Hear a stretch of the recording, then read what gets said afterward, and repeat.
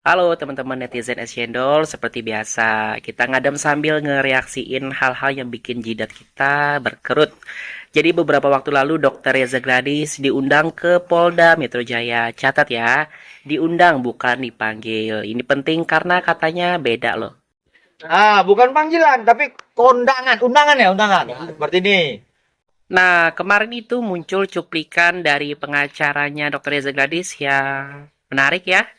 Beliau menjawab pertanyaan-pertanyaan beliau sendiri. Maksudnya menjawab pertanyaan dari wartawan, tapi kayak monolog itu. Ya, kenapa kami katakan demikian? Pada saat diperiksa, ya diminta keterangan dalam proses lidik di Polda Metro Jaya, klien kami itu dimintakan tentang legalitas daripada produk yang dilaporkan. Tuh ya, denger ya, udah masuk ke tahap penyelidikan alias lidik. Bukan diundang buat kondangan teman-teman, denger. Bukan juga buat reuni alumni, tapi dimintai keterangan sebagai terlapor.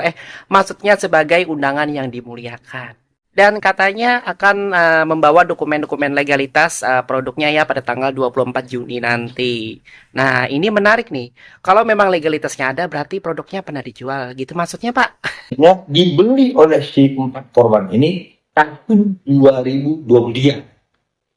Yang jadi persoalan ketika dia beli tahun 2023, lalu kemudian sekarang buat laporan wajahnya rusak. Lah kenapa 2 tahun kemudian buat laporan? Kok Bapak nanya? Maksudnya pertanyaannya bagus, Pak. Sayangnya udah Bapak jawab sendiri di cuplikan berikutnya. Jadi teman-teman, mungkin karena efek skincare-nya muncul belakangan ya, atau karena butuh waktu buat berani speak up. Tapi ya kalau Bapak sendiri aja bingung gimana kita. Tetapi kalau itu nggak benar, ya mohon maaf.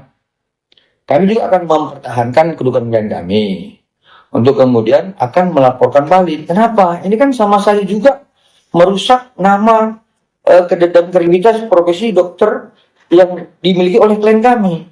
Nah, ini jawabannya, sorry kebawa emosi. Nah, ini maksudnya baru juga diundang, udah ancam lapor balik. Gimana nanti kalau klien Bapak udah dimintain BAP, Pak? Meloperin siapa lagi korban? Polisi, apa netizen? Dan inilah teman-teman, kenapa banyak konsumen takut bersuara ya?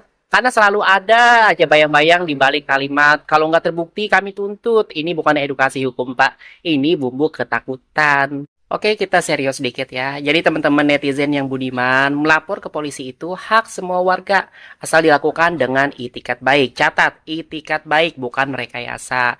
Kalau laporan kalian tidak terbukti, itu bukan berarti kalian bisa langsung dituduh bikin laporan palsu. Catat lagi, yang bisa dituntut balik itu adalah laporan yang jelas-jelas palsu, rekayasa mengarang cerita, atau ada niat jahat menjatuhkan orang lain. Dalam kasus laporan 4 orang terhadap produk skincare Dr. Reza Gladis ya, saya pribadi menilai sudah cukup bagus ya.